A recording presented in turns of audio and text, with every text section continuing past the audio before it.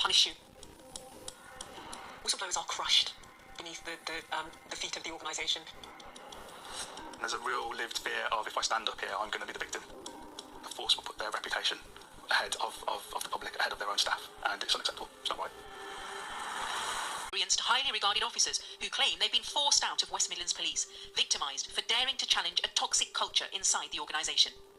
Out in the cold after 22 years, Kisra Bano is now bringing an employment tribunal claim against the force. I thought I would be buried in my uniform. I was a police officer to my soul. She was motivated to join after the events of 9/11. Having grown up in a largely Asian area of Birmingham, she saw the impact the so-called war on terror had on her local community and their relationship with the police. So you wanted to join the police and change it from within? Yeah, it felt like it was a very easy thing to do, to sit outside an organisation and criticise it, but to really get inside it, roll your sleeves up and try and make a difference. Ms Bano was eventually promoted to become the most senior female Asian officer in the region. So when I got the call to say that I'd made Chief Inspector, I had to sit down on the end of my bed and take a deep breath and just say to myself, okay, you're a brown girl from Perry Bar, you're autistic, and you just made Chief Inspector West Midlands Police. Amazing.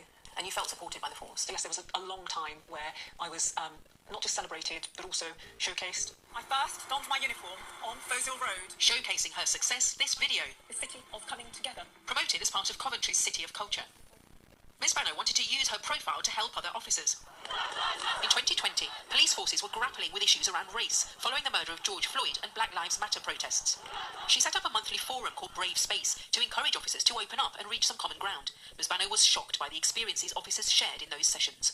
Some of the comments that colleagues told us they'd been exposed to in the workplace, some of the things that had been done and said to them were really quite horrific, quite breathtaking. And if people are treating colleagues like this at work, how they're treating black communities and brown communities outside of work. Give us some examples of that. So, I mean, we had showers with the N-word and the P-word openly written.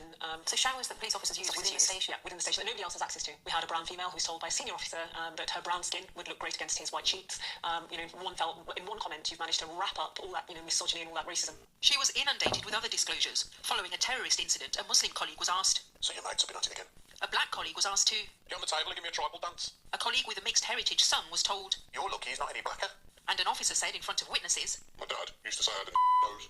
Her sessions also covered misogyny and disability, and she was asking awkward questions around the disproportionate use of force. So I was looking at why black men are 15 times more likely to be subjected to the use of a baton on the street than white men, why they're 8 times more likely to have a firearm deployed against them on the street than a white man. The levels of bias that were emerging were startling and were devastating.